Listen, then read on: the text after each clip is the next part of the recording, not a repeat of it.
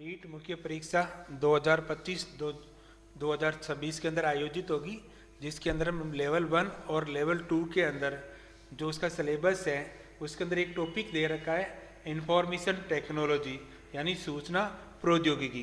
कहीं पर उसको हम आईटी कहते हैं, कहीं पर हम आईसीटी इंफॉर्मेशन कम्युनिकेशन टेक्नोलॉजी के नाम से जानते हैं। और वहाँ पर आपको पता ही आपके कितने 5 क्वेश्चन है, जो प्रत्येक क्वेश्चन 2 नंबर के 10 मार्क्स से है। ठीक है, तो हम इस वीडियो के अंदर एक तो डिस्कशन करेंगे सूचना प्रौद्योगिकी का सिलेबस, यानी हमारे सिलेबस के अंदर क्या क्या दे रखा है। दूसरा हम डिस्कशन करेंगे कि इससे संबंधित जो ये मैटर है वो कौन सी बुक से लिया गया है, तो हम उस बुक के बारे में जानकारी प्राप्त करेंगे। तीसरा है कि अगर आपके पास वो बुक है नहीं है फिजिकल रूप से, तो अगर आप उसको आपको पीडीएफ चाहिए तो आप उसको कहाँ से आसानी से डाउनलोड कर सकते हैं। इसके अलावा आपको पता ही है 2022 के अंदर भी रीट मैन का आयोजन हुआ था, जहाँ पर L1 और L2 के करीबन 8 या 9 पेपर हुए थे, है ना। L1 का एक पेपर मान लो, और L2 के अंदर कुछ सब्जेक्ट है, आपको पता ही है 5-6 लैंग्वेज है, और इसके अलावा SST और साइंस और मैथ का भी पेपर हुआ था। तो कुल मिलाकर जो 9 पेपर हुए थे, प्रत्येक पेपर के अंदर 5 क्वेश्चन है, तो टोटल 45 क्वेश्चन है। उनको भी हम डिटेल के अंदर हल करेंगे ताकि हमें पता हो या फिर हमें आसानी से पता कर सके कि अगर इस बार पेपर आएगा या किस प्रकार के क्वेश्चन पूछे जाते हैं, उसके आधार पर आप आसानी से क्या कर सकते हो, तैयारी कर सकते हो। ठीक है, रीट मैन सिलेबस 2025। देखो, अगर मैंने अभी तक जितने भी वीडियो ने कभी नहीं बोला कि आप लाइक या सब्सक्राइब करो, मुझे ज़रूरत नहीं है। अगर आप यहाँ तक आए तो आप 5 या 10 मिनट रुक कर इसको देख लो, समझ लो। अगर आपको कुछ हेल्प मिलती है तो अच्छी बात है, नहीं मिलती है तो आप 5 मिनट से तो कुछ होने वाला है नहीं। मैं ये कभी नहीं कहता हूँ मैंने बताया वो ऐसा पढ़ लो तो आपको 25 में से या 10 में से 10 नंबर आ जाएंगे, ये कभी संभव भी नहीं हो सकता। ठीक है, तो आपको पता है सिलेबस के अंदर आपके 4 टॉपिक दे रखे हैं। एक तो है सूचना प्रौद्योगिकी के आधार, दूसरा है सूचना प्रौद्योगिकी के उपकरण, और तीसरा है उसके अनुप्रयोग और सूचना प्रौद्योगिकी यानी आईटी के जो हमारे समाज के ऊपर या समाज के ऊपर किस प्रकार का प्रभाव पड़ा है उसके बारे में जानकारी या उसके बारे में पढ़ना है। सबको पता है 10 अंक है, कुल पर्सन कितने हैं 5 है, प्रत्येक पर्सन है वो 2-2 अंक का है। ठीक है, तो टोटल कितने हैं 10। अब हम पढ़ते हैं कि भाई हमें ये टॉपिक है वो कहाँ मिलेंगे। ठीक है, तो देखो आईसीटी के लिए आईटी के लिए आप बुक कर बात करें, एक तो आपको पता है राजस्थान बोर्ड के अंदर कक्षा 9th और 10th यानी गवर्नमेंट स्कूल के अंदर राजस्थान बोर्ड के द्वारा जो संचालित स्कूल हैं वहाँ पर 9th और 10th के अंदर एक बुक लगती है जिसका नाम है सूचना प्रौद्योगिकी की अवधारणा। फर्स्ट और सेकंड, फर्स्ट 9th के अंदर है, सेकंड 10th के अंदर है। ठीक है, तो आप इस बुक को रेफरेंस के रूप में एक बार पढ़ाई कर सकते हो, लेकिन मैं ये नहीं कहता कि सारा मैटर इसी में से आएगा। इसके अंदर ये सभी टॉपिक दे रखे हैं, लेकिन ये बुक कब प्रकाशित हुई थी आपको पता है 2016-17 के अंदर, और अभी चल रहा है आपको पता है 25। तो जो आईटी है, आईटी इंडस्ट्री है, इसके अंदर बहुत अधिक बदलाव हो चुका है। तो बहुत सारे शब्द जो नए शब्द आ चुके हैं, तो आपको उस परिभाषा के बेस पर वर्तमान के अंदर पढ़ाई करनी है, यानी वर्तमान के अंदर क्या चल रहा है उससे संबंधित। इसके अलावा अगर आप लेटेस्ट की बात करें तो आपको पता है RSCIRT उदयपुर के द्वारा कक्षा 1 से लेकर 8 तक गवर्नमेंट स्कूल के अंदर बुक संचालित हैं, जो 1ली से 5वीं तक है, जिसका नाम है आओ कंप्यूटर सीखें, और जो 6ठी 7वीं 8वीं है उसका नाम है कंप्यूटर विज्ञान। आप इनका भी अध्ययन कर सकते हो। अगर मैं ये नहीं बोलूँगा कि यहाँ पर इस सारा मैटर सर इसी में से आएगा, नहीं, क्योंकि आप ध्यान रखना ये बहुत लो लेवल की बुक है। मतलब ये कि आप 5 या 10 मिनट में भी एक किताब आराम से पढ़ सकते हो, और इसमें बहुत सारे ऐसे पॉइंट है जिसको पढ़ने की आवश्यकता नहीं है। जैसे लिब्रे ऑफिस है, हमें नहीं पता, जब आप मैन का दोबारा सिलेबस आए तो पता चलेगा क्या ये बुक इतनी पढ़ने लायक है कि नहीं है। लेकिन अगर आपको कंप्यूटर के बारे में कुछ नॉलेज नहीं है, तो अगर आप कंप्यूटर को समझना चाहो तो आप बिल्कुल आपके लिए हेल्पफुल बुक है, 1 से लेकर 8 तक की बुक पढ़ सकते हो, लेकिन उसके कुछ चैप्टर है उसको आप स्किप कर सकते हो, जैसे वर्ड प्रोसेसिंग के बारे में होगा, ठीक है। इसके अलावा और भी टॉपिक है जिसके अंदर अब जैसे फोटो इमेज इंसर्ट करने के स्टेप दे रखे हैं, तो उसको पढ़ने की जरूरत नहीं है। आप इसके जो लास्ट के 2 चैप्टर और स्टार्टिंग के जहाँ पर आपको कंप्यूटर के बारे में बेसिक जानकारी है वो आप यहाँ से आसानी से पढ़ सकते हो। इसके अलावा अगर आपको नए शब्दावली है उसके लिए आप राजस्थान के अंदर आपको पता ही 3 महीनों का एक डिप्लोमा कोर्स चल रहा है RSCIT। इसकी जो RKCL के द्वारा RKCL संस्था के द्वारा करवाया जाता है RSCIT कोर्स है, ठीक है। तो इसकी भी एक बुक आती है, उसको भी आप एक रेफरेंस के रूप में पढ़ सकते हो, ठीक है। क्योंकि अभी एग्जाम के लिए टाइम है, तो आप इनका आसानी से क्या कर सकते हो, अध्ययन कर एक बार पढ़ना शुरू कर दीजिए, ठीक है। अधिक नहीं लगेगा। जैसे आप 9th और 10th की बुक पढ़ोगे तो अगर आपको PDF है तो आप अगर 2-2 घंटे भी पढ़ोगे तो आराम से 4-5 दिन के अंदर कंप्लीट हो जाएगी, एक बार आप पढ़ लो। उसी प्रकार 1 से 8वीं तक है, तो ये तो अगर आप देना चाहो 1-1 या 2-2 घंटे भी दोगे ना तो आराम से एक दिन में एक बुक आराम से पढ़ सकते हो, ठीक है।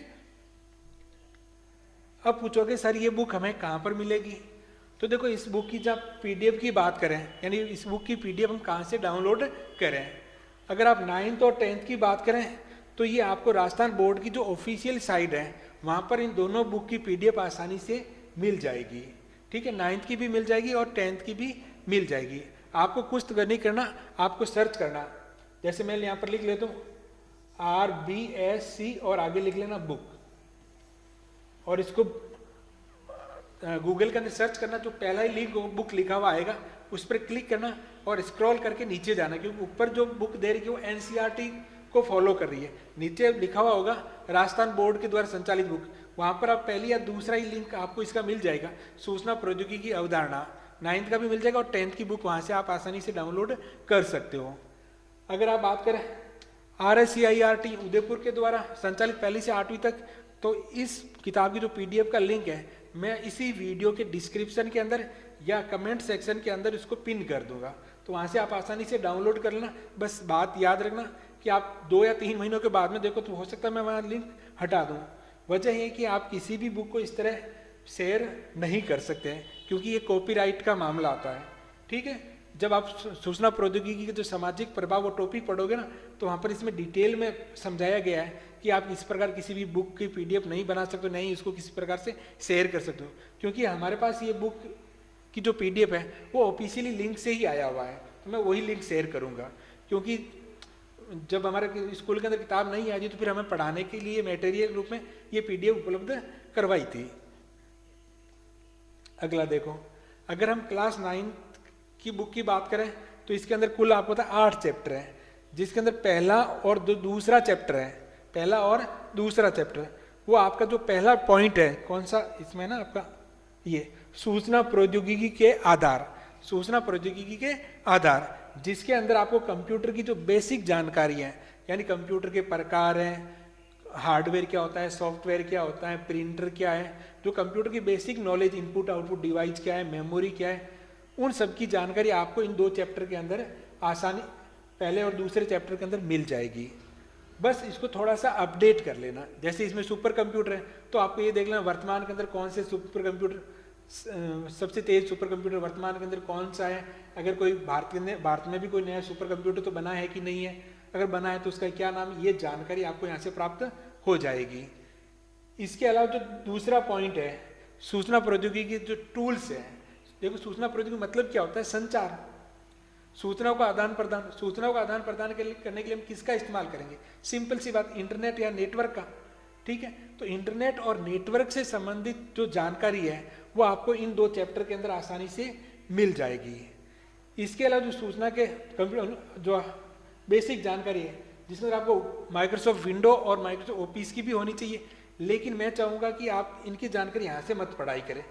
वजह है कि जहाँ पर माइक्रोसॉफ्ट विंडो का परिचय है वो तो इसमें दे रखा है XP का, तो मतलब ही नहीं है वो विंडो कब का एक्सपायर हो चुका है, वर्तमान में उपलब्ध ही नहीं है, ठीक है। और माइक्रोसॉफ्ट ऑफिस है वो भी आपने 2003 के बारे में दे रखा है, तो ये भी यहाँ से पढ़ने का कोई तुक नहीं बैठता। इससे अच्छा कि आप ये वर्ड, एक्सेल और पावर पॉइंट और विंडो की जानकारी RKCL की बुक से पढ़ लो, वहाँ पर आपको डिटेल के अंदर अच्छी जानकारी मिल जाएगी। इसके अलावा जो लास्ट के 2 चैप्टर हैं, सूचना प्रौद्योगिकी के उपयोग और सामाजिक प्रभाव, उनके लिए आप 7वां और 8वां चैप्टर पढ़ सकते हो। लेकिन इनके अलावा आपको 10वीं के भी ये टॉपिक आगे विस्तृत जानकारी 10वीं के अंदर है। इसके अलावा ये लास्ट के जो 2 पॉइंट है उसके लिए मैं आपको सजेशन करूंगा कि 11th और 12th के अंदर कंप्यूटर साइंस की एक ऑप्शनल बुक आती है, ठीक है, और उसके अंदर लास्ट के 2 चैप्टर इन्हीं के बारे में दिए हुए हैं, तो आप वहां से भी पढ़ाई कर सकते हो। पूरी बुक नहीं पढ़नी, केवल लास्ट के 2 चैप्टर है, यही जानकारी है, बस ये वो अपडेटेड है, ठीक है। अब बात करें 10वीं की, तो इनके लिए मैंने बताया इसमें इतना कुछ है नहीं, ठीक। पावर पॉइंट भी 2003 का दे रखा, पिक्चर मैनेजमेंट पुराना वाला है। इसके अलावा पहले 2 कर एक्सेल का परिचय, फॉर्मेट, ठीक है, एलिमेंट को जोड़ना, तो मुझे नहीं लगता इससे अच्छा आप आरकेसीएल बुक पढ़ लो, वहाँ जानकारी अच्छी, क्योंकि यहाँ पर देखो किसी भी टॉपिक है ना, जैसे एक्सेल के अंदर कोई वर्कशीट इंसर्ट करो, कैसे करोगे उसके स्टेप दे रखे, तो वो कभी भी एग्जाम के अंदर पूछे नहीं जाते हैं। इसके अलावा ये जो चैप्टर है ये आपके लिए मोस्ट इम्पोर्टेंट है, जैसे साइबर अपराध है, साइबर कानून का परिचय, ये आपके सामाजिक प्रभाव के अंदर आ जाएगा। जो सूचना इंफॉर्मेशन टेक्नोलॉजी का अनुप्रयोग है उसके अंदर आपके ये सारे टॉपिक आ जाएंगे, ठीक है। तो इन सब का आप लास्ट वाले 2 पॉइंट के अंदर आसानी से कर सकते हो, ठीक है। अब देखो एक एक पॉइंट के बारे में दोबारा डिस्कशन है। सूचना प्रौद्योगिकी के आधार, इसका मतलब है कंप्यूटर की बेसिक जानकारी है, कंप्यूटर के जो कार्य प्रणाली है, ठीक है, हार्डवेयर कंपोनेंट, मेमोरी है, सॉफ्टवेयर है, ठीक है, नॉर्मल विंडो की जानकारी होनी चाहिए, जो ऑपरेटिंग सिस्टम उसकी जानकारी होनी चाहिए। इसके अलावा थोड़ी बहुत वर्ड, एक्सेल और पावर पॉइंट की भी आपको जानकारी होनी चाहिए। इनपुट आउटपुट डिवाइस है, वो सब कुछ इसके अंदर कवर हो जाता है। बात करते हैं उपकरण के अंदर, इसका मतलब होता है सूचना प्रौद्योगिकी के अंदर जो संचार के लिए हम इस्तेमाल करते हैं इंटरनेट और नेटवर्क से संबंधित जो शब्दावली है या उसके बारे में जो जानकारी है वो आपको इसके अंदर पढ़ना होता है। और इसके लिए मैंने बताया था 9th क्लास के अंदर 2 चैप्टर है, 3रा और 4था, उसको आप पढ़ सकते हो। इसके अलावा थोड़ा सा उससे संबंधित जो अपडेटेड न्यू जानकारी है वो भी आपको कहीं से प्राप्त करनी होगी। अब बात करते हैं सूचना प्रौद्योगिकी के अनुप्रयोग, यानी सूचना प्रौद्योगिकी के किन किन क्षेत्रों के अंदर उपयोग किया जाता है। जैसे ई कॉमर्स हो सकता है, ई गवर्नेंस होता है ना, ई बैंक हो गया जिसे ऑनलाइन बैंकिंग कहते हैं, ठीक है। तो सूचना प्रौद्योगिकी हम किन किन क्षेत्रों के अंदर है, ई एजुकेशन है, तो इनके बारे में आपको जानकारी होनी चाहिए, ठीक। और इसके लिए भी मैंने बताया जो लास्ट 9th के लास्ट के चैप्टर है और 10th के भी लास्ट के चैप्टर है जहाँ पर लिखा है सूचना प्रौद्योगिकी के अनुप्रयोग, एप्लीकेशन ऑफ आईसीटी नाम का एक चैप्टर है, उसका अध्ययन कर सकते हो। और उसके आधार पर वर्तमान के अंदर जो भी है इसके अनुप्रयोग है उसकी आप जानकारी इकट्ठा कर सकते हो। इसके अलावा सूचना प्रौद्योगिकी के सामाजिक प्रभाव, तो इससे संबंधित मैं अलग से एक वीडियो बनाऊंगा जो करीबन 3 या 3.5 घंटे का होगा, क्योंकि मैंने देखो जो पीछे वाले 3 टॉपिक है ये तो जानकारी आपको कहीं से भी मिल जाएगी, लेकिन ये जो 4था पॉइंट है और इससे भी अधिक क्वेश्चन आते हैं और इसके बारे में मुझे नहीं मैंने ट्राई किया कहीं किसी का वीडियो बना तो बहुत कम नॉलेज है। उन्होंने बस वो अपनी किताब है 9th और 10th उसके आधार पर वीडियो बना दिया, तो उससे कोई तुक नहीं बैठता, क्योंकि वो सब कुछ आउटडेटेड जानकारी 2016-17 की, अब चल रहा है 25-26, ठीक है। तो सूचना प्रौद्योगिकी सामाजिक प्रभाव, यानी सूचना या आईसीटी या आईटी के आने के पश्चात हमारे समाज के ऊपर या हमारे आसपास के जो वातावरण है उस पर किस प्रकार, हमारे रहन सहन पर किस प्रकार उसका आईसीटी का या आईटी का प्रभाव है, उसके बारे में पढ़ना है, जिसके अंदर हम वायरस के बारे में पढ़ सकते हैं, ठीक है। लेकिन मैं ये गारंटी नहीं लेता कि उसी में से सब कुछ आएगा, ठीक है। अब है रीट मेंस 2022 में सूचना तकनीक आईटी से पूछे गए पर्सन। आपको सबको पता है, एक तो रीट लेवल 1 का एक मेन पेपर हुआ था, इसके अलावा हिंदी का भी हुआ था, इंग्लिश का हुआ था, एसएसटी का हुआ था, साइंस और मैथ का हुआ था, संस्कृत का हुआ था, उर्दू का हुआ, सिंधी और एक है पंजाबी। यानी आप कुल कह सकते हो 4, 8 और 9 पेपर हुए थे। अब 9 के अगर एक पेपर में 5 क्वेश्चन है तो 45 क्वेश्चन आए थे, उनका हम डिटेल के अंदर हल करेंगे ताकि आप अच्छी तरह से समझ पाओ कि अगर आपको पढ़ना है तो क्या पढ़ना है, किस प्रकार से पढ़ना है, ठीक है। वैसे ही अगर आप हार्डवेयर और सॉफ्टवेयर पढ़ते रहोगे तो उसका कोई मतलब नहीं है।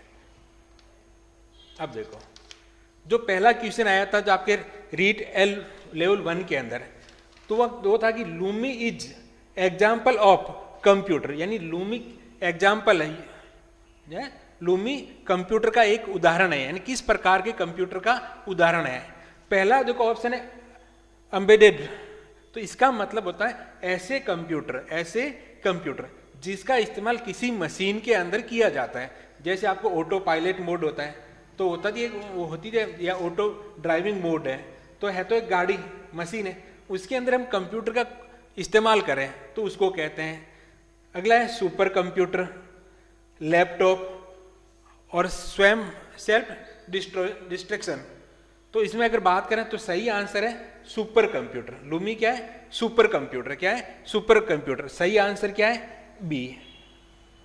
अब ये उस समय का जो करंट था उससे संबंधित था। किससे संबंधित था? उस समय के करंट से। देखो तो ये कैसे, जो यूरोप है, यूरोप महाद्वीप है, ठीक है, यूरोप के अंदर ये आपके 2023 के अंदर यूरोप का सबसे तेज यानी सबसे फास्ट सुपर कंप्यूटर कौन सा था? लूमी था। तो आप पूछोगे सर ये किसका आ गया? करंट से संबंधित आ गया। तो लूमी क्या था? सुपर कंप्यूटर था। ये क्या था? यूरोप का सबसे तेज कंप्यूटर था, सबसे तेज सुपर कंप्यूटर था। ठीक है, कहां पर ये लगा हुआ था? ये फिनलैंड के अंदर था। कहां पर लगा हुआ था? फिनलैंड के अंदर। अब अगला देखो, MS वर्ड के अंदर CTRL प्लस बराबर की का यूज है ना, MS वर्ड कंट्रोल प्लस बराबर की यूज फॉर, यानी जो शॉर्टकट की है कंट्रोल प्लस बराबर की का उपयोग हम किसके लिए करते हैं? तो ध्यान रखना, पहला है फॉन्ट साइज के अंदर नहीं करते। फॉन्ट साइज के अंदर आपको इस्तेमाल करनी है तो एक तो कंट्रोल शिफ्ट प्लस एंगल की का इस्तेमाल कर सकते हो, ठीक है, तो उसके द्वारा साइज इंक्रीज कर सकते हो, इसके द्वारा तो नहीं कर सकते। अगला है सुपर स्क्रिप्ट। तो सुपर स्क्रिप्ट की जो शॉर्टकट की है वो है CTRL प्लस शिफ्ट प्लस बराबर है। ठीक है, ऑल कैप या ऑल कैप्शन या सभी अक्षरों को बड़े अक्षरों में लिखना, ये भी नहीं है। तो सही आंसर है सब स्क्रिप्ट के लिए। किसके लिए? सब स्क्रिप्ट। सब स्क्रिप्ट क्या होता है? अगर किसी भी शब्द को सामान्य लाइन से नीचे लिखना हो, जैसे हम लिखते हैं ना H2O, तो इसके लिए हम किसका इस्तेमाल करते हैं? इसको सेलेक्ट करके आप क्या होता है? कंट्रोल प्लस बराबर का की दबा सकते, कंट्रोल दबा के रखना, फिर कौन से चिन्ह लगाना? बराबर का। तो सही आंसर क्या हो जाएगा? डी। अगला देखो, radio wave are example of communication, यानी जो रेडियो तरंगे है वो संचार का उदाहरण है। किस प्रकार के संचार का उदाहरण है? Wireless, guide, cable based connection का, फिर है वायर्ड का। ठीक है, तो केबल बेस्ड कनेक्शन नहीं है, तो ये तो हो ही नहीं। वायर्ड यानी रेडियो वेव के अंदर वायर का इस्तेमाल होता है? बिल्कुल नहीं होता। ठीक है, केबल का इस्तेमाल नहीं होता। गाइडेड मीडिया होता है, निर्देशित मीडिया, ठीक है, जिसका उदाहरण केबल ही होता है। जिसका उदाहरण क्या होता है? केबल। तो ये भी नहीं है। तो रेडियो किसका उदाहरण है? वायरलेस, यानी बिना तार के अगर आपको संचार करना है तो हम किसका इस्तेमाल करते हैं? रेडियो वेव का। किसका इस्तेमाल करते हैं? रेडियो वेव का। तो सही आंसर क्या हो जाएगा? ए। सही आंसर क्या है? ए। अगला देखो, when you insert a excel file into word document the data are, ये कह रहा है जब आप एक्सेल फाइल के अंदर वर्ड डॉक्यूमेंट में इंसर्ट, जब आप एक्सेल फाइल को वर्ड डॉक्यूमेंट के अंदर इंसर्ट करते हो तो आपके डाटा किस प्रकार दिखाई देता है? पहले इन वर्ड टेबल, एक शब्द तालिका के रूप में रखे जाते हैं, लिंक के रूप में, हाइपरलिंक या एम्बेडेड। तो देखो इसका जो सही आंसर था वो तो एक क्या कहते, एक टेबल के रूप में, शब्द किसी को एक टेबल के रूप में रखा था। तो सही आंसर क्या है? ए। लेकिन ये क्वेश्चन डिलीट हो गया था। ये क्वेश्चन क्या हो गया था? डिलीट। वजह ये था कि वो एक टेबल के रूप में तो डॉक्यूमेंट होते हैं, लेकिन वो एक्सेल से क्या होता है? लिंक होते हैं। तो ये आंसर भी क्या है? सही है। लिंक्ड भी सही है, प्लेस इन वर्ड टेबल ये भी क्या है? सही है, क्योंकि इसके दो आंसर सही है। तो ये क्वेश्चन क्या हो गया था? डिलीट। जब आंसर की पहले जा रही तब तो ए था, बाद में इस क्वेश्चन को क्या कर दिया था? डिलीट। तो आपको पता होना चाहिए क्वेश्चन डिलीट क्यों आता, कि पहला दूसरा आंसर भी क्या है? सही है। क्योंकि जब आप वर्ड के अंदर एक्सेल की फाइल इंपोर्ट करते हो तो दिखती तो टेबल के रूप में है, लेकिन वो उस फाइल से क्या होती है, लिंक भी होती है। अगला है पुस्तकालय को डिजिटल रूप में रखना, यानी पुस्तकालय उसको डिजिटल रूप में रखते हैं तो उसको हम कहते हैं डिजिटल लाइब्रेरी। सही आंसर क्या है, डिजिटल लाइब्रेरी। लेकिन ये क्वेश्चन भी क्या हो गया था, L1 के अंदर पूछा गया था, ये भी क्या हो गया था, डिलीट। अब इसकी भी वजह बता देता हूं, क्योंकि देखो यहाँ पे क्या, पुस्तकालय को डिजिटल रूप में रखना। अब पुस्तकालय को पुस्तकों को डिजिटल के रूप में रखना है या पुस्तकों का जो रिकॉर्ड है उसको डिजिटल के रूप में रखना है, ये यहाँ पर क्लियर नहीं हो रहा। ये सीधा ही कहता है पुस्तकालय को डिजिटल रूप में रखना, तो यहाँ पर डाउट है। तो इसका ये भी आंसर भी सही है और सी आंसर भी क्या है, सही है, डिजिटल बुक रिकॉर्ड। यानी आप पुस्तकालय के अंदर जितनी भी बुक है उसको अगर डिजिटल रूप में रिकॉर्ड रखते हो, यानी कौन कौन सी बुक है कंप्यूटर के अंदर, तो उसको भी कहते हैं डिजिटल बुक रिकॉर्ड। और अगर आपने पुस्तक ही, यानी वहां पर आप फिजिकल रूप से पुस्तकें नहीं है, किसके अंदर है, कंप्यूटर सिस्टम के अंदर है, तो उसको हम क्या कहते हैं, डिजिटल लाइब्रेरी। तो ये दोनों आंसर क्या है, सही है। इसकी वजह से ये क्वेश्चन क्या हो गया था, डिलीट हो गया था। अब अगला देखते हैं, अनसॉलिटेड ईमेल को क्या कहते हैं। जो अवांछित मेल हमें प्राप्त होते हैं उनको हम क्या कहते हैं, स्पैम, यूजनेट, फ्लेजिम, फ्लेमिंग और अगला है न्यूज ग्रुप। यानी स्पैम कहते हैं, यूजनेट कहते हैं, फ्लेमिंग कहते हैं या न्यूज ग्रुप कहते हैं। देखो ध्यान रखना, न्यूज ग्रुप तो एक प्रोटोकॉल है जिसका इस्तेमाल क्या होता है कि दुनिया के अलग अलग देशों में व्यक्ति मिलकर अगर किसी टॉपिक के बारे में डिस्कशन करना चाहते हैं तो इस्तेमाल होता है यूजनेट। और अगर वो किसी एक पर्टिकुलर टॉपिक के बारे में डिस्कशन करना चाहते हैं, कर रहे हैं, तो उसको हम कहते हैं न्यूज ग्रुप। क्या कहते हैं, न्यूज ग्रुप। फ्लेमिंग क्या होता है, फ्लेमिंग का मतलब होता है कि अगर आप ऑनलाइन किसी के साथ बहस कर रहे हो, यानी अगर आप किसी ऑनलाइन या इंटरनेट के माध्यम से किसी से बातचीत कर रहे हो, वहां पर उसको नीचा दिखाने के उद्देश्य से या कुछ आप अपशब्द कहते हो, ठीक है, तो उसको हम क्या कहते हैं, फ्लेमिंग कहते हैं। यानी ऑनलाइन बहस में कोई व्यक्ति अन्य व्यक्ति को नीचा दिखाने के लिए या जानबूझकर अपमानजनक भाषा का प्रयोग करता है या अपमानजनक मैसेज भेजता है, तो उसको हम क्या कहते हैं, फ्लेमिंग कहते हैं। ठीक है, तो सही आंसर क्या है, स्पैम। क्या है, स्पैम। तो सही आंसर क्या हो जाएगा, ए। अब देखते हैं अगला, एक तकनीक जिसके द्वारा डेटा वेयर हाउस से सामरिक जानकारी को निकाला जा सकता है।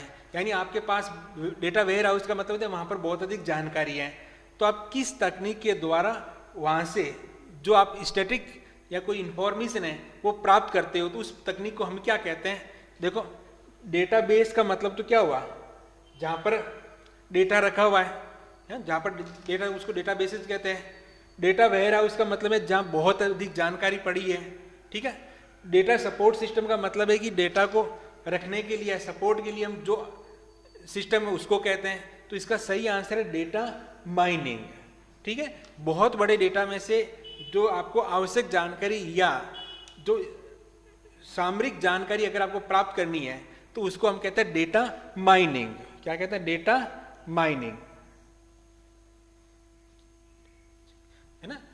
It's technique to reveal the strategic information hidden in data warehouse. यहाँ जो डाटा के जो हिडन छुपी हुई जानकारी है उसको ढूंढना क्या कहलाता है, डेटा माइनिंग कहलाता है। अब अगला देखो, कोबोल में सीओ का क्या दर्शाता है। What does CO stand in COBOL. And COBOL के अंदर सीओ का क्या मतलब होता है, computer object, computer oriented, common object, common oriented. तो देखो ये क्वेश्चन क्या हो गया था, डिलीट हो गया था। वजह है कि इसमें चारों ऑप्शन ही क्या है, गलत है। सीओ का मतलब होता है कॉमन, सीओ का मतलब क्या होता है, केवल कॉमन। तो सीओ का मतलब कॉमन, बी का होता है बिजनेस, ओ का मतलब ओरिएंटेड, एल का मतलब होता है लैंग्वेज। तो कॉमन बिजनेस ओरिएंटेड लैंग्वेज किसकी फुल फॉर्म है, कोबोल की। जबकि इसमें चारों ही ऑप्शन में नहीं है, तो ये क्वेश्चन क्या हो गया था, डिलीट हो गया था। अब अगला देखो, which of the following in not related to security mechanism, या निम्न में से कौन सा सुरक्षा प्रणाली से संबंधित नहीं है, सुरक्षा प्रणाली से संबंधित नहीं है।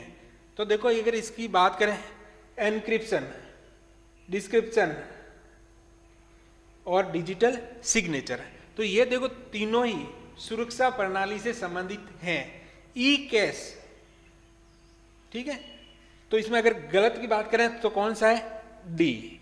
लेकिन ये क्वेश्चन भी क्या हो गया था, डिलीट हो गया था, ये क्वेश्चन भी क्या हो गया था, डिलीट। वजह यह है कि कई जगह जो डिजिटल करेंसी है उसको ई कैश भी कहते हैं। क्या कहते हैं, ई कैश भी कहते हैं, तो सुरक्षा से संबंधित आ जाता है। अगर यहाँ पर ये होता है ना सिक्योरिटी टर्म्स लिखा हुआ है, मैकेनिज्म की जगह क्या लिखा होता है, टर्म्स, तो इसके अनुसार तो ई कैश बिल्कुल सही है। लेकिन क्वेश्चन की जो भाषा है उसमें क्लियर नहीं हो रहा कि ये पूछना क्या जा रहा है, ठीक है, तो ई कैश भी हो सकता है, तो ये भी सही हो गया, चारों ऑप्शन सही है, चारों ऑप्शन क्या हो गए, सही। तो ये क्वेश्चन क्या हो गया था, डिलीट। अगर पूछो कि सर इनक्रिप्शन क्या होता है, जब आप इंटरनेट पर कोई भी संदेश भेजते हैं तो मूल टेक्स्ट है उसको कोडिंग या सीक्रेट कोड के अंदर बदलना क्या कहलाता है, इनक्रिप्शन कहलाता है। और जो सीक्रेट कोड है उसको वापस मूल कोड के अंदर बदलना क्या कहलाता है, डिस्क्रिप्शन कहलाता है। और डिजिटल सिग्नेचर आपको पता ही है, जब आप अपना आधार कार्ड या आप क्या कहते हैं, आप मान के तो क्या मतलब मूल निवास या जाति प्रमाण पत्र बनाते हो, जहाँ पर देखो एक इस तरह का राइट का चिन्ह लगा होता है, ठीक है, तो उसको हम क्या कहते हैं, डिजिटल सिग्नेचर। या आप जब अपना आधार कार्ड डाउनलोड करते हो, आधार कार्ड क्या कहते हैं, डाउनलोड, ठीक है, तो उसके लिए भी आपको अपना जो आपके है ना डेट ऑफ बर्थ है, तो वो क्या होता है, उसके पासवर्ड होते हैं, ठीक है। तो डिजिटल सिग्नेचर के बारे में हम पढ़ेंगे जब सामाजिक प्रभाव पढ़ेंगे, इसके बारे में डिटेल में अध्ययन करेंगे। अब अगले को गैर कानूनी प्रतिलिपि और सॉफ्टवेयर का वितरण करना क्या कहलाता है। अगर आप गैर कानूनी तरीके से किसी की फोटोकॉपी बनाते हो या सॉफ्टवेयर का क्या करते हो, डिस्ट्रीब्यूशन करते हो, देखो legal कॉपिंग and distribution of software is called. अगर आप किसी भी सॉफ्टवेयर को गैर कानूनी तरीके से उसकी फोटोकॉपी तैयार करते हो या वितरित करते हो तो उसको हम क्या कहते हैं, तो उसको हम कहते हैं सॉफ्टवेयर पायरेसी। क्या कहते हैं, सॉफ्टवेयर पायरेसी। क्या कहते हैं, सॉफ्टवेयर पायरेसी। सही आंसर क्या हो जाएगा, डी। अब पूछो कि सर स्क्रिप्टिंग तो आपको पता ही है, किसी के बारे में लिखना, स्क्रिप्टिंग करना। फायरवॉल आपको पता ही है, सुरक्षा से संबंधित है, ठीक है। नेटवर्क के अंदर आप चाहते हो जो बाहर से अवांछित मैसेज या फिर कुछ नहीं आए तो आप फायरवॉल का इस्तेमाल कर सकते हो। स्पूफिंग का अर्थ होता है किसी विश्वसनीय व्यक्ति या ब्रांड का रूप धारण करके पीड़ित को भरोसा दिलाकर जानकारी प्राप्त करना क्या कहलाता है, स्पूफिंग कहलाता है। यानी आप अगर आपसे कोई कांटेक्ट कर रहा है, वो कह रहा है मैं फलाने ब्रांड से या इस ब्रांड से जुड़ा हुआ हूँ, आप अपनी जानकारी हमारे साथ शेयर करो, तो ये बेवकूफ़ बनाने का एक तरीका होता है। इनका भी अध्ययन हम ध्यान रखना। ये क्वेश्चन भी एक आपके किसने, सूचना प्रौद्योगिकी के जो सामाजिक प्रभाव है उससे आया हुआ है। अगला देखो, by default on which page in header और फुटर आर प्रिंटेड। ये कहते हैं किसी पेज पर बाय डिफॉल्ट हेडर और फुटर प्रिंट होते हैं। अगर आप हेडर और फुटर लगाते हैं और बाय डिफॉल्ट है, बाय डिफॉल्ट मतलब आप इसके अंदर मैनुअली कुछ नहीं चुनते हो, तो क्या फर्स्ट पेज ओनली, क्या पहले पेज के अंदर आएगा, क्या अंतिम पेज के अंदर आएगा, last page only, on alternative page only, यानी केवल वैकल्पिक पेज पे। तो सही आंसर है डी, ऑन एवरी पेज। यानी अगर आप बाय डिफॉल्ट जो हेडर और फुटर लगता है वो प्रत्येक पेज के ऊपर लगता है, लेकिन आप अपनी सुविधा के अनुसार उसमें परिवर्तन कर सकते हो। आप पहले पेज पे भी लगा सकते हो, लास्ट पेज में लगा सकते हो, कुछ पेज के ऊपर हेडर और फुटर लगा सकते हो, लेकिन बाय डिफॉल्ट जो हेडर और फुटर लगता है वो क्या लगता है, प्रत्येक पेज के ऊपर लगता है। कहां पर लगता है, प्रत्येक पेज के ऊपर लगता है। अब अगला लिखो, मॉरिस इज ए एग्जाम्पल, यानी मॉरिस निम्न में से किसका उदाहरण है, वॉरम, स्पाईवेयर, टॉर्जन, फायरवॉल। ठीक है, तो जो मॉरिस है वो पहला क्या था, वॉरम था। ये कब आया था, साहित्य मेरे अनुसार 1988 के अंदर, ठीक है। जो पहला वर्म था उसका नाम क्या था, मोरिस था। क्या था, मोरिस था।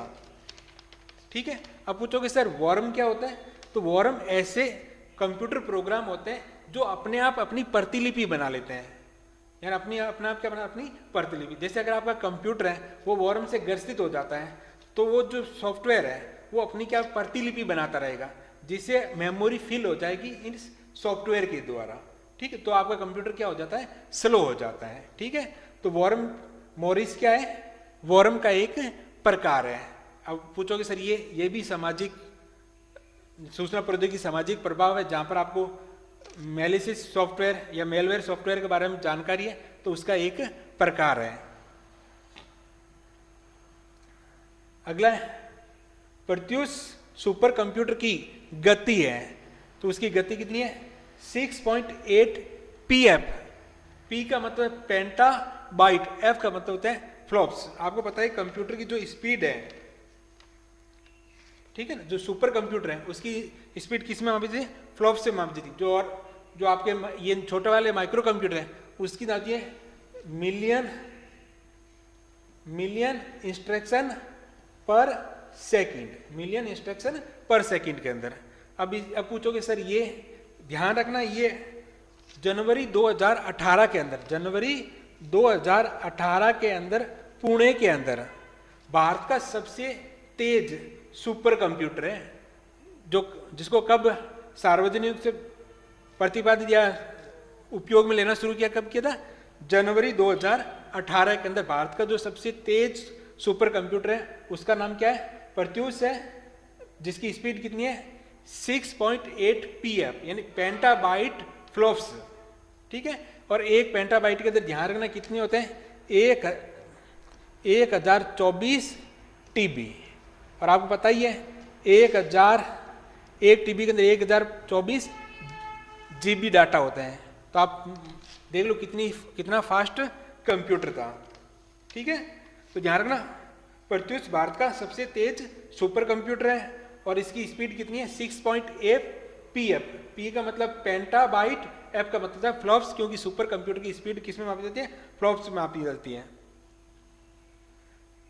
इसके अलावा आपको ध्यान रखना ये कब इसको कब उद्घाटन, इसका उद्घाटन कब हुआ था, 8 जनवरी 2018 के अंदर हुआ था। अगला है यूएसएसडी के द्वारा दी जाने वाली सेवाएं हैं। अब सबसे पहले तो आपको पता होना चाहिए यूएसएसडी होता क्या है। यूएसएसडी होता क्या है, देखो यू का मतलब होता है अनस्ट्रक्चर्ड,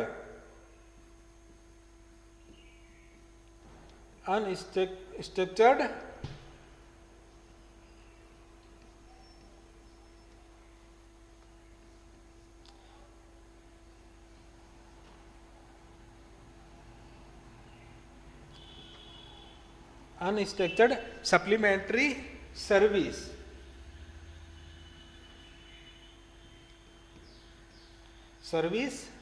डाटा। तो यूएसएसडी का मतलब है अनस्ट्रक्चर्ड सप्लीमेंट्री सर्विस डाटा। ठीक है।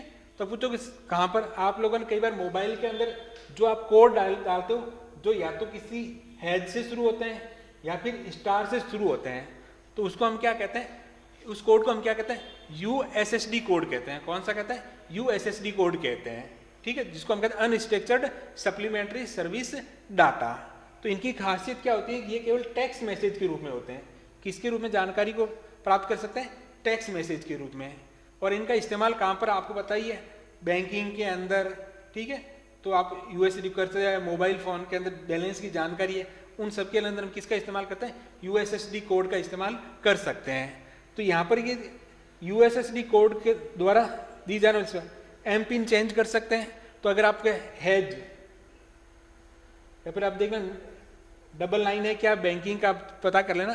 जैसे बैंक के द्वारा आप बैंक के एम पिन चेंज कर सकते हो, ओटीपी जनरेट कर सकते हो, गेट कैश, क्या कैश प्राप्त कर सकते हो जी, कैश तो हम किसी भी प्रकार से प्राप्त नहीं कर सकते।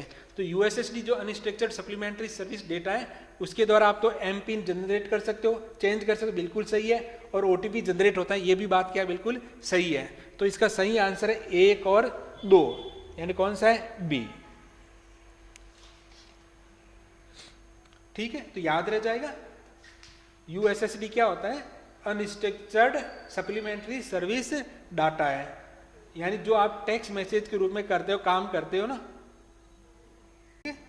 तो ये जो ऑप्शन दोनों बैंकिंग से संबंधित है। ठीक है, अगर पूछो कि यूएसडी कहाँ पर, एक बैंकिंग कर सकते हो, पेमेंट सर्विस है वहाँ पर भी आप यूएसएसडी सर्विस का इस्तेमाल कर सकते हो, नेटवर्किंग के अंदर कर सकते हो, अगर आप फ़ोन की सेटिंग में कुछ बदलाव करना चाहते हो तो उसके लिए कर सकते हो। इसके अलावा आपको पता है फ़ोन के अंदर एक यूनिक आईडी होती है जिसे हम कहते हैं IMEI, क्या कहते हैं?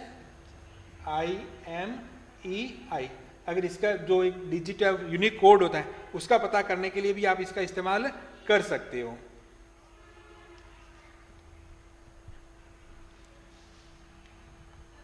अब चलते हैं अगले क्वेश्चन के अंदर। देखो, कौन सा सही क्रम है? विजडम, एक्नॉलेज, इंफॉर्मेशन और डेटा। पहले मैं चारों का अर्थ बता देता हूँ, फिर आप समझ लेना। डेटा का मतलब होता है जो रॉ मटेरियल होता है, जो जानकारी है जिनका कोई विशेष क्रम में नहीं है, ऐसे ही रखी हुई है, तो उसको हम कहते हैं डेटा। ठीक। इंफॉर्मेशन का मतलब होता है सूचना, और एक्नॉलेज यानी आपके पास क्या होने, नॉलेज, और विजडम यानी बुद्धि। तो सिंपल सी बात, इसका सही क्रम होगा देखो डेटा। सबसे पहले हमारे पास क्या होना चाहिए? डेटा होना चाहिए। तो देखो डेटा, ये दोनों तो क्या हो गए? गलत। ठीक है, डेटा। ठीक, डेटा, जब आपके पास डेटा होते हैं तो उससे आपको क्या प्राप्त होती है? इंफॉर्मेशन प्राप्त होती है। क्या प्राप्त होती है? इंफॉर्मेशन प्राप्त, यानी सूचना प्राप्त होती है। जब आपके पास सूचना है तो आपका क्या बढ़ता है? नॉलेज बढ़ता है। आपका क्या बढ़ता है? नॉलेज। अगर आपके पास नॉलेज है तो उसको हम क्या कहते हैं? विजडम, यानी आपके पास क्या होती है? बुद्धि। ठीक है, तो बुद्धि कहाँ से आएगी? अगर आपके पास नॉलेज है तो आप निर्णय ले पाओगे। ठीक है, तो इसका सही क्रम क्या होता है? डेटा, डेटा से क्या प्राप्त होती है? इंफॉर्मेशन, इंफॉर्मेशन से क्या होता है? नॉलेज, नॉलेज से क्या प्राप्त होता है? विजडम। ठीक है, अगला देखो, MS वर्ड में कितने तरह के रूलर होते हैं? तो MS, अगर आप MS वर्ड को आपने कभी खोला होगा तो आपको पता है कि एक ऊपर की तरफ स्केल होती है और एक लेफ्ट की तरफ क्या होता है? स्केल, यानी पैमाना बना होता है जिसको हम रूलर कहते हैं। तो MS वर्ड में कितने रूलर होते हैं? 2। कितने होते हैं? 2। अब अगला देखो, द कैश मेमोरी। देखो, एक कैश मेमोरी डैश डैश और के बीच में बफर के रूप में कार्य करती है। यानी ऐसी कौन सी मेमोरी है जो कैश मेमोरी है वो किसके बीच में बफर के रूप में कार्य करती है? यानी कैश मेमोरी डैश डैश और डैश डैश के बीच में बफर के रूप में कार्य करती है। हार्ड डिस्क और मॉनिटर के बीच में, तो ये तो बिल्कुल गलत है। CPU और मेन मेमोरी के बीच में, तो ये बिल्कुल सही है। तो सही आंसर क्या है? बी। जो कैश मेमोरी है वो CPU और मेन मेमोरी के बीच में बफर के रूप में क्या करती है? कार्य करती है। वजह यह है कि जो मेन मेमोरी है और CPU है उनके बीच में तुलनात्मक जो स्पीड है, CPU बहुत अधिक फास्ट है और CPU की तुलना में जो मेन मेमोरी है वो स्पीड में क्या होती है? कम होती है। तो इनके बीच में इस जो स्पीड की जो कमी है, जो आप कहते तो स्पीड है, उसकी कमी को दूर करने के लिए बीच में एक मेमोरी लगाई जाती है जिसको हम क्या कहते हैं? कैश मेमोरी कहते हैं। ठीक है, तो याद रह जाए, कैश मेमोरी किसके? CPU और मेन मेमोरी के बीच में बफर के रूप में क्या करती है? कार्य करती है। अगला है, एक पेंटाबाइट के अंदर क्या होता है? 1024 टेराबाइट होते हैं। 1024 क्या होता है? टेराबाइट। तो सही आंसर क्या हो जाएगा? बी। अगला देखो, which command is use to remove a index from database in SQL। एक डेटाबेस में SQL का वह कमांड जो एक इंडेक्स को हटाने के काम आता है। तो मुझे जितने मैंने इस जगह आप ध्यान रखना, जो 9 पेपर जो 45 क्वेश्चन है, तो मुझे जो आउट ऑफ सिलेबस जो एक ही क्वेश्चन लगा था वो ये था, क्योंकि इतना डीप में डाटाबेस के बारे में SQL कोई नहीं पढ़ता। ठीक है, पहला है रोल बैक इंडेक्स। तो देखो, इंडेक्स को रोल बैक किया ही नहीं जा सकता। रोल बैक एक कमांड होता है, वो क्या करता है? जब ट्रांजेक्शन होता है तो पहले वाली स्थिति में जाने के लिए हम इस्तेमाल करते हैं रोल बैक का, ठीक है। डिलीट इंडेक्स, तो डिलीट कमांड के द्वारा आप इंफॉर्मेशन डिलीट कर सकते हो, ठीक है। डेटाबेस का जो स्ट्रक्चर है उसमें कोई बदलाव नहीं कर सकते, तो ये भी नहीं होगा। अगला है रिमूव इंडेक्स, ठीक है, तो ये भी नहीं है। तो इसका सही आंसर है ड्रॉप इंडेक्स। ध्यान रखना एसक्यूएल के अंदर तीन प्रकार के कमांड होते हैं। एक तो होते हैं डीडीएल, जिसको हम कहते हैं डाटा डेफिनेशन लैंग्वेज। इसके अंदर 3 कमांड, एक तो है क्रिएट, अल्टर और एक होता है ड्रॉप। अगर डाटाबेस के अंदर कुछ भी स्ट्रक्चर बनाना है तो उसके लिए हम क्रिएट का इस्तेमाल करते हैं, उसके अंदर बदलाव करना है तो अल्टर, और हटाने के लिए इस्तेमाल करता है ड्रॉप का। दूसरी जो लैंग्वेज होती है उसको हम कहते हैं डीएमएल, डाटा मैनिपुलेशन लैंग्वेज। इसके अंदर 4 कमांड होते हैं, एक तो सिलेक्ट होता है, एक इंसर्ट इनटू होता है, एक अपडेट है और एक डिलीट है, ठीक है। तो इसमें सही और जो ये डीसीएल डाटा कंट्रोल लैंग्वेज है उसका ये कमांड है रोल बैक, तो ठीक है। तो सही आंसर है डी है ड्रॉप। ड्रॉप करना चाहते हैं, किसको आप ड्रॉप करना चाहते हो? इंडेक्स को। फायरवॉल कंप्यूटर में क्यों प्रयुक्त किया जाता है? जो फायरवॉल है उसका इस्तेमाल हम कंप्यूटर के अंदर क्यों करते हैं? पहला है ऑथेंटिकेशन के लिए, तो बिल्कुल नहीं, ठीक। डाटा ट्रांसमिशन के लिए, ये भी नहीं है। मॉनिटरिंग के लिए नहीं है। किसके पर्पज से इस्तेमाल करते हैं? सिक्योरिटी पर्पज से के लिए हम किसका इस्तेमाल करते हैं? फायरवॉल के। तो सिक्योरिटी के अंदर क्या हो सकता है? वो मॉनिटरिंग भी कर सकता है, ट्रांसमिशन को भी कंट्रोल कर सकता है और वेरीफाई भी कर सकता है, ठीक है।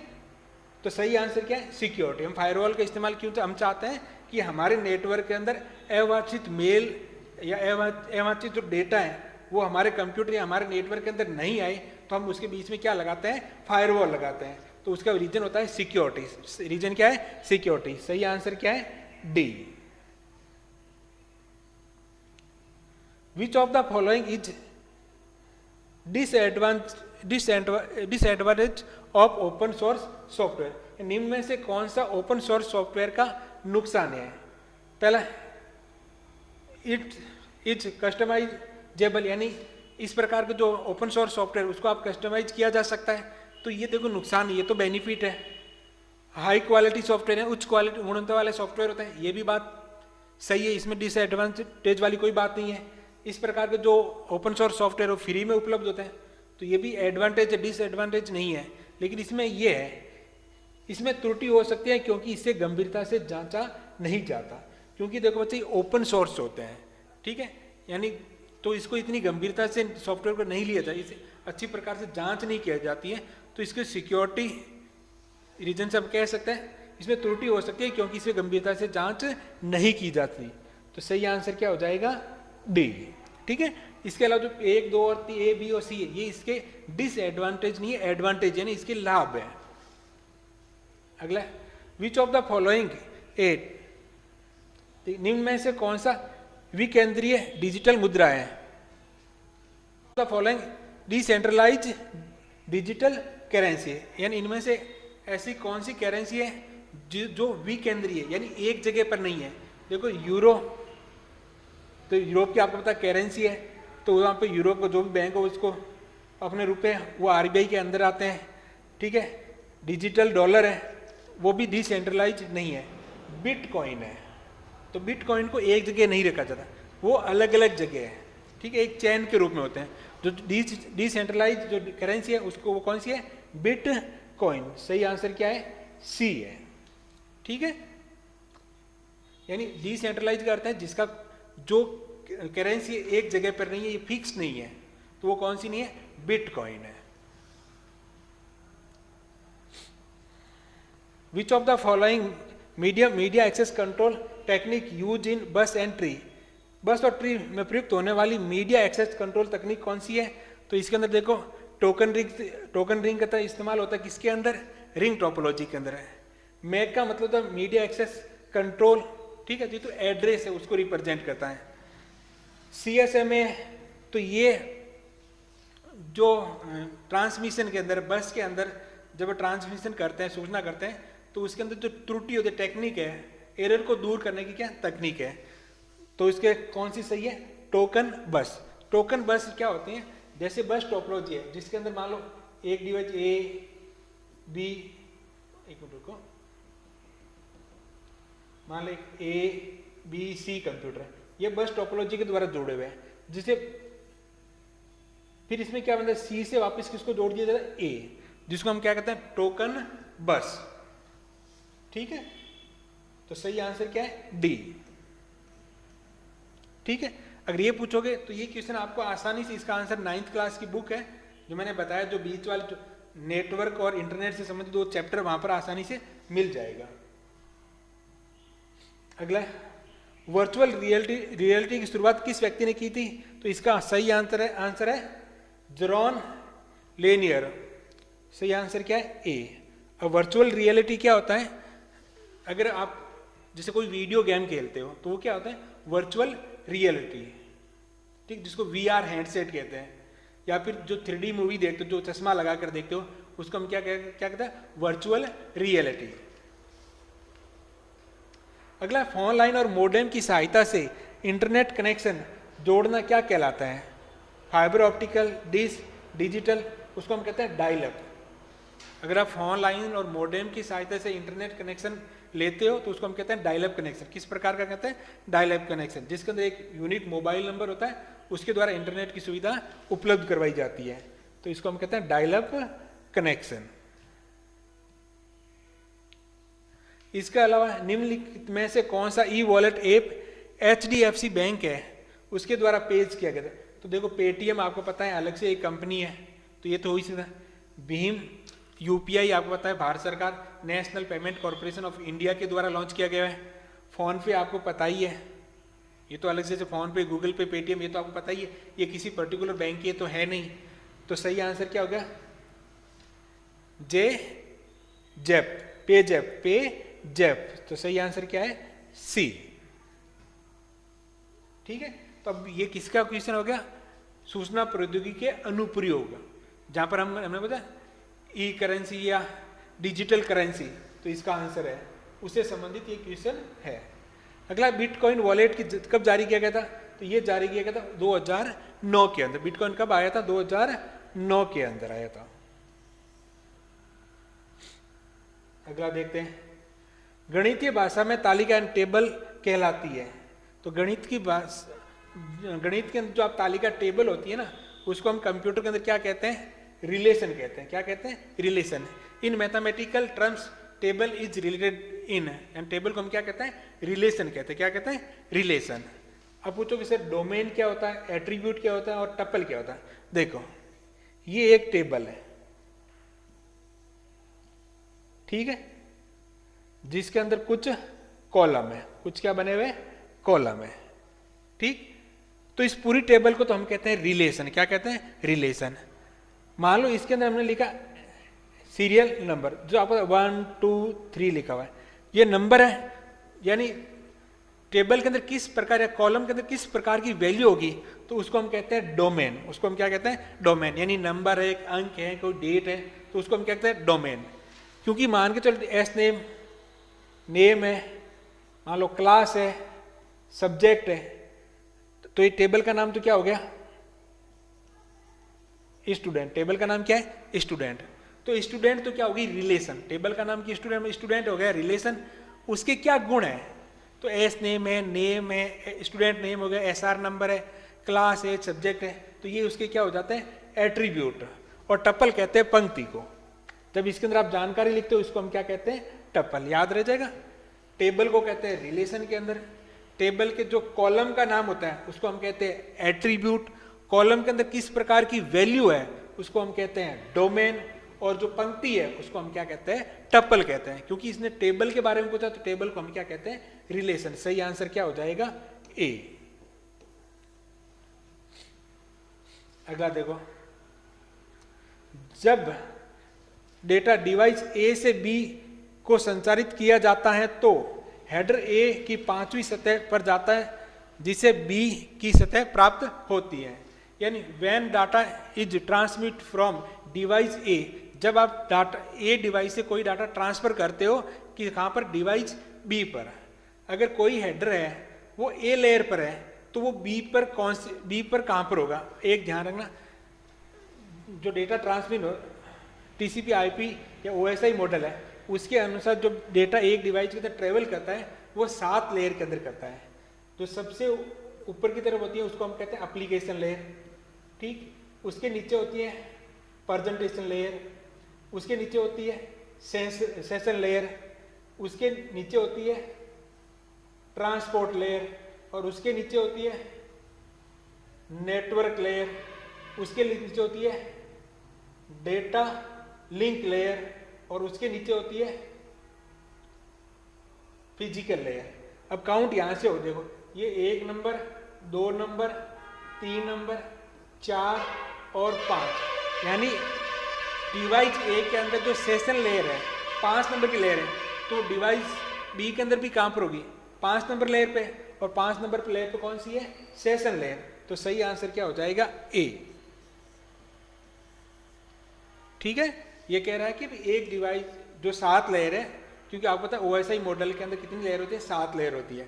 वो कह रहा है एक डिवाइस ए है जिसके अंदर जो डाटा है वो 5वीं लेयर पे है, तो बी के अंदर जब वो डाटा पहुंचेगा तो 5वीं लेयर उस फॉर्मेट में 5वीं लेयर पर ही होगा। ठीक है, तो 5वीं लेयर कौन सी होती है, सेशन लेयर होती है। अभी कंफ्यूज नहीं कर सकती, सीधा भी पूछ सकता है ओएसआई मॉडल 5वीं लेयर कौन सी होती है, वो सेशन लेयर है। निम्नलिखित में से कौन सी बिग डेटा की विशेषता नहीं है, which of the following is not characteristic of big data. निम्न से बिग डेटा की विशेषता कौन सी नहीं है, देखो वॉइड का मतलब है खालीपन, ठीक है, यानी बिग डेटा के अंदर एकदम खाली होता है, तो ये तो क्या हो गया, गलत है। अगला है वेराइटी, अगली कौन सी है, वेराइटी। वेराइटी का मतलब डेटा विभिन्न प्रकार के होता है। वेराइटी का मतलब क्या है, बिग डेटा के अंदर डेटा विभिन्न प्रकार के होते हैं, जैसे टेक्स्ट के रूप में हो सकता है, कोई इमेज हो सकती है, कोई ऑडियो हो सकता है, कोई वीडियो हो सकता है, तो ये उसकी विशेषता है, बिल्कुल है। वेराइटी मतलब बिग डेटा के अंदर अलग अलग वेराइटी के क्या होता है, डाटा। अगला है वेग, क्या है, वेग। वेग का मतलब है कि जो बिग डेटा के अंदर जो डाटा है, ठीक है, वो तेजी से उत्पन्न होता है। उदाहरण के लिए जैसे आप फेसबुक है, तो फेसबुक के बाद जो उसके डेटाबेस है, तो उसके अंदर एनी टाइम कोई ना कोई पोस्ट कर रहा हो, कुछ न कुछ लिख रहा होगा, तो उसके अंदर जो डेटा का निर्माण हो रहा है वो बहुत अधिक स्पीड से हो रहा है, तो उसको हम कहते हैं वेग। तीसरा है वॉल्यूम, अगला कौन सा है, वॉल्यूम, यानी डेटा की मात्रा बहुत बड़ी होती है। तो देखो ये तीनों ही क्या है, बिग डेटा होते हैं, उसकी बिग डेटा कंसेप्ट है, उसकी विशेषता है वैरायटी, वेलोसिटी और वॉल्यूम। वैरायटी, वेलोसिटी और वॉल्यूम, ठीक है, तो ये तीनों विशेषता है। यानी ये वॉइड का मतलब खालीपन, यानी उसके अंदर किसी प्रकार का डाटा नहीं होता, ये क्या हो गया, गलत। तो सही आंसर क्या हो जाएगा, ए है, इसकी विशेषता नहीं है। जबकि वैरायटी, वेलोसिटी और वॉल्यूम ये इसकी क्या है, विशेषताएं हैं, किसकी, बिग डेटा की। ये कह रहा है अगर आपको सिंबल है, अगर कोई वर्ड है, कोई शॉर्ट फ्रेज है, कोई वाक्य है, कोई स्लोगन है, अगर कोई साइन यानी कोई चिन्ह है, उसको किस के अंदर या किस के अंदर प्रोटेक्ट यानी सुरक्षित किया जाता है। संकेत, शब्द, वाक्यांश, स्लोगन, चिन्ह के यानी किसके अंतर्गत सुरक्षित किया जाता है, कॉपीराइट, पेटेंट, ट्रेडमार्क, लाइसेंस। तो देखो लाइसेंस का मतलब है कि अगर आप कोई काम शुरू लाइसेंस लेकर काम, तो इसका तो कोई मतलब है नहीं। ट्रेडमार्क का अर्थ क्या होता है, अगर जिससे पहले कॉपीराइट, कॉपीराइट करते हैं अर्थ होता है कि अगर आपने कोई चीज़ बनाई है या आपने कुछ लिखा है, अगर वो दूसरा कोई इसको इस्तेमाल करता है, ठीक है, तो कौन से अधिकार के अंदर सुरक्षित होता है, कॉपीराइट के अंदर है। पेटेंट का मतलब है अगर आपने कुछ आविष्कार किया है, विज्ञान के अंदर कुछ शोध किया है, ठीक है, तो आप उसको क्या कराते हैं, पेटेंट करवाते हैं। लेकिन अगर किसी का नाम है, कोई स्लोगन है, जैसे किसी कंपनी का नाम है, तो सब किसके अंदर आता है, ट्रेडमार्क के अंदर। किसके अंदर आता है, ट्रेडमार्क के अंदर आता है, ठीक है। तो इसका सही आंसर क्या हो जाएगा, सी, ठीक है। अगर आपके पास आपका कोई मान कोई कंपनी का स्लोगन है, उसका नाम है, कोई सिंबल है, अगर वो चाहता है कोई दूसरे कंपनी उसका इस्तेमाल नहीं करे, तो उसको क्या कराना होता है, ट्रेडमार्क लेना, उस सिंबल का या उस वाक्य का क्या लेना होता है, ट्रेडमार्क, ट्रेडमार्क। अगला देखो, data x information which is most suitable to replace, यानी ये डेटा और इंफॉर्मेशन, ठीक है, इनके बीच में एक्स को बदलने का सही शब्द है, यानी डेटा और इंफॉर्मेशन है, उसके बीच में हमने खाली जगह एक्स है, तो हम एक्स के स्थान पर क्या लिखे या किस शब्द के द्वारा रिप्लेस कर सकते हैं? सेविंग नहीं, डिस्प्लेइंग नहीं, प्रोसेसिंग। सही आंसर क्या हो जाए? प्रोसेसिंग। डेटा की क्या होगी? प्रोसेसिंग होने के बाद वो किस में बदल जाएगा? इंफॉर्मेशन के अंदर। तो सही आंसर क्या हो जाएगा? सी, डेटा, प्रोसेसिंग और फिर क्या हो जाएगी? इंफॉर्मेशन। अगला देखो, किस चार्ट में केवल एक डेटा श्रेणी को दर्शाया जाता है ना? In which data chart only data series can be plotted. तो इसको देखो, मेरे जो आपके आंसर की उसके अनुसार तो है पाई बी, ठीक, क्योंकि मेरे अनुसार इस जो आपके उर्दू के अंदर इतने कैंडिडेट थे, इन्होंने किसी ने चैलेंज भी नहीं किया होगा, वरना इसका सही आंसर है वो है सेक्टर। सही आंसर क्या है? स्कैटर्ड। ठीक है, सही आंसर स्कैटर्ड है, लेकिन आपके आंसर की मैं यही दे रखा, तो मैं इसे ही लगा रहा हूं। कौन सा? Pie chart. कौन सा चार्ट है? Pie chart. अगला है, मैक एड्रेस की लंबाई यानी बिट्स में होती है। देखो, जितने भी आपके इलेक्ट्रॉनिक गैजेट होते हैं, उनकी उस डिवाइस के एक यूनिक पहचान के लिए उसको एक एड्रेस दिया जाता है, जिसको कहते हैं MAC address, media access control, और उसकी साइज होती है 48 बिट। कितने बिट का होता है? 48 बिट का होता है, जो 6 ग्रुप के अंदर डिवाइड होता है। कितने ग्रुप के अंदर, पार्ट के अंदर डिवाइड होता है? 6 भागों के अंदर विभाजित होता है। ठीक है, जो पहले के 3 भाग होते हैं, ठीक है, जिसको मानक कहते हैं, और लास्ट के 3 भाग जो उस कंपनी के द्वारा जो मैन्युफैक्चरिंग जितने भी कंपोनेंट उनको दिए जाते हैं। ठीक है, इसके बारे में डिस्कशन करेंगे कब? जब इंटरनेट के टूल्स हैं, या फिर आप उस चैप्टर को देख सकते हैं, कौन सा? तीसरा और चौथा, वहां पर इसके बारे में डिटेल में है। मैक एड्रेस की लंबाई कितनी होती है? 48 बिट की होती है। इंटरनेट से फाइल को कंप्यूटर में सेव करना क्या कहलाता है? इंटरनेट से आपको अगर कंप्यूटर में फाइल सेव करनी है तो उसको हम क्या कहते हैं? डाउनलोडिंग कहते हैं। क्या कहते हैं? डाउनलोडिंग। सही आंसर क्या हो जाएगा? ए। अगला देखो, गूगल क्रोम क्या है?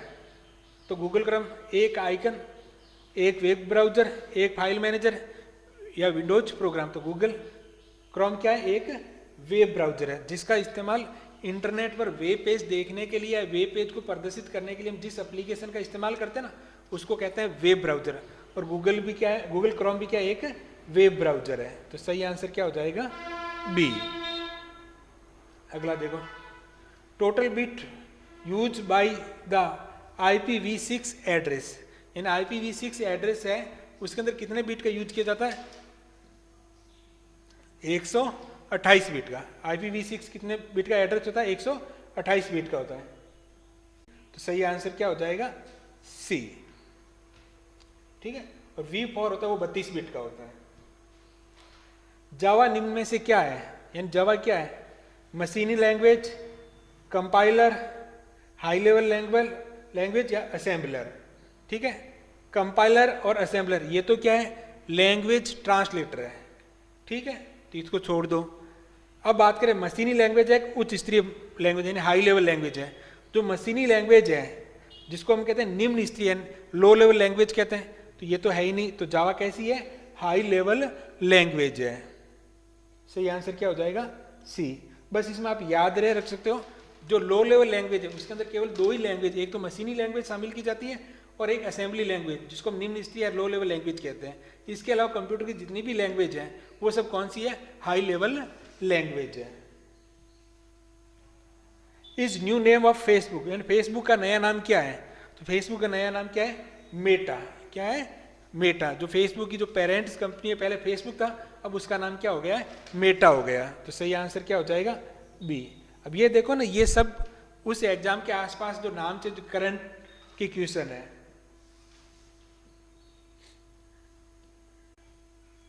अब देखो अगला क्या है? निम्नलिखित में से कौन सा ई कॉमर्स का एक प्रमुख प्रकार नहीं है? Which of the following not one of the major type of e commerce? B2C, business to consumer, तो ये बिल्कुल है। ठीक, बिजनेस टू बिजनेस है। कंज्यूमर टू कंज्यूमर है, D2B इस प्रकार का ई कॉमर्स का प्रकार नहीं होता। तो सही आंसर क्या हो जाएगा? बी। सही आंसर क्या हो जाएगा? बी। अब अगला देखो, निम्न में से कौन सा डिवाइस यूजर प्रोग्रामेबल है? माउस, माउस को आप प्रोग्राम थोड़ी कर सकते हो, नहीं कर सकते हो। डम डिवाइस, यानी जो डिवाइस डम है, अलग से कनेक्ट, किसी कंप्यूटर से कनेक्ट नहीं है, क्या उसको आप प्रोग्राम कर सकते हो? नहीं कर सकते। प्रिंटर को क्या प्रोग्राम कर सकते हो, यानी उसकी प्रोग्रामिंग कर सकते हो? नहीं कर सकते। यानी ऐसे डिवाइस जो इंटेलिजेंट है, कैसे इंटेलिजेंट जो डिवाइस होते हैं उनकी आप प्रोग्रामिंग कर सकते हो। तो सही आंसर क्या है? सी। अगला देखो, निम्नलिखित में से कौन सा पोस्ट सिस्टम का प्रकार नहीं है? पीओएस, पोस्ट का मतलब होता है पॉइंट ऑफ सेल्स। पोस्ट का मतलब क्या होता है? Point of sales.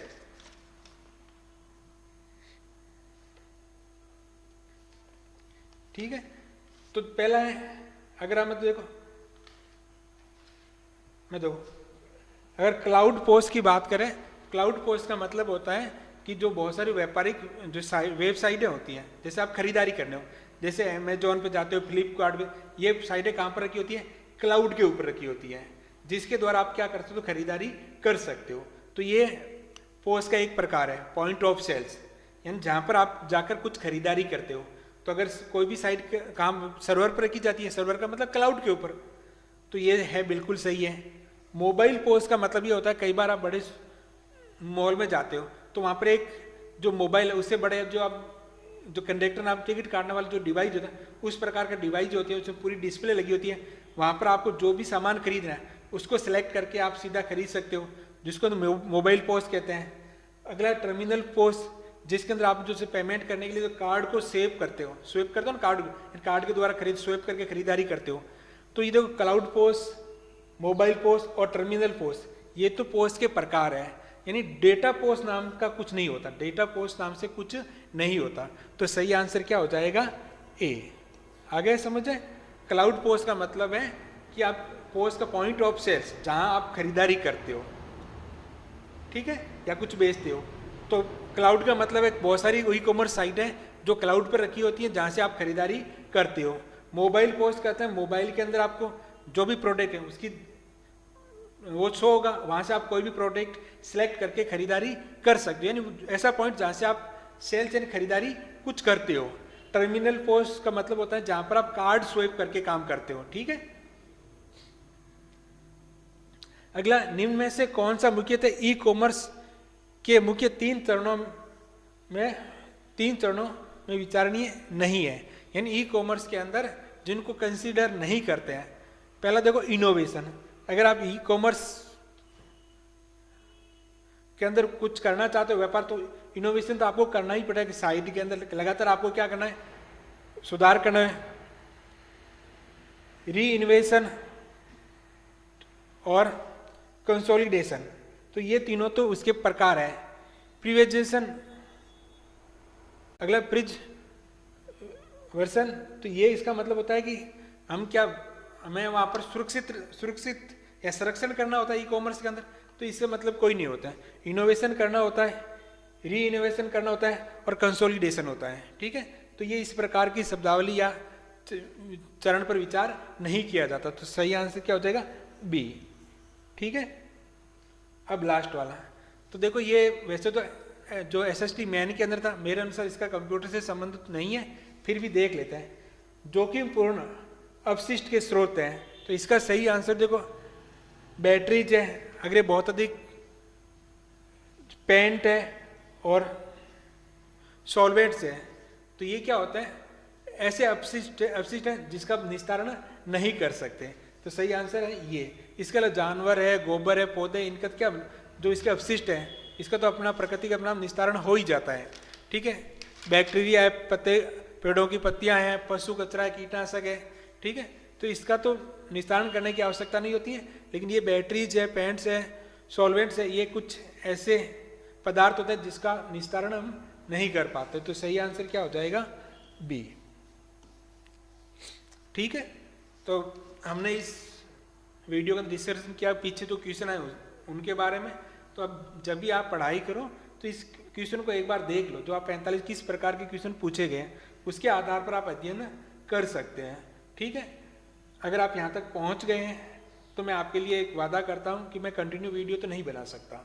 ठीक है, क्योंकि मैं कोई कोचिंग संस्था चलाता नहीं हूँ, मैं इंडिविजुअल पर्सन हूँ, एक गवर्नमेंट सर्विस करता हूँ। तो मैं नहीं, मेरे पास इतना टाइम होता है कि मैं वीडियो बनाऊँ, उसको एडिट करूँ, मेरे पास इतना टाइम नहीं है। हाँ, लेकिन एक है कि मैं स्कूल के अंदर पढ़ाता हूँ, जो सूचना प्रौद्योगिकी के जो सामाजिक प्रभाव है उसके बारे में मेरे पास मैटर है, मैंने बच्चों को पढ़ाया है। ठीक है, डिटेल के अंदर पढ़ाया है, तो मैं उसके लिए उसका मेरे पास मैटर है। मैं अगले 15-20 दिन में जब भी मुझे टाइम मिलेगा मैं उसका एक वीडियो बना दूंगा। ठीक, अगर कोई कहे आपको कि सर मैं क्लास 1 से 8 तक की बुक पढ़ लूँ, क्या मेरा काम हो जाएगा, तो आप कुछ मत करना, ये 45 क्वेश्चन देखना और फिर जो ये चीज़ें पढ़ा रहे हैं उनसे तुलना करना। क्लास 1 से लेकर 8 तक वो केवल आपको कंप्यूटर के बारे में अवेयरनेस करने के लिए है। ठीक है, वहाँ पर पर्टिकुलर कोई परफेक्ट जानकारी या पूरी जानकारी नहीं है। या फिर कोई टीचर कहता है क्योंकि आपको 8वीं तक पढ़ाना है ना, L1 का 5वीं तक और L2 वाला 8वीं तक पढ़ाएगा, क्योंकि वहाँ पर कोई कंप्यूटर पढ़ाने वाला तो होता नहीं, आप ही को पढ़ाना है, तो इसीलिए सरकार इसी से पूछेगी। तो ऐसा कुछ नहीं है। ठीक है, तो आपको प्रॉपर पढ़ाई करनी है। तो इस मटेरियल मैंने बता दिया, क्लास 9th और 10th की बुक पढ़ सकते हो, इसके अलावा आरकेसीएल की बुक पढ़ सकते हो, 1 से लेकर 8वीं तक की बुक है उसको भी आप पढ़ सकते हो, लेकिन ये मत सोचना है कि केवल इसी में से आएगा। ठीक है, तो उम्मीद करता हूँ आपके कुछ हेल्प हुई होगी। दूसरी बात देखो, मैं पर्टिकुलर वीडियो नहीं बनाता, तो मैं ऐसे कंप्यूटर की स्क्रीन पर देखकर बोल भी नहीं पाता हूँ, तो मुझे टाइम लगेगा, मैं इतनी अच्छी तरह से बोल नहीं पाता, तो उसके लिए सॉरी। ठीक है।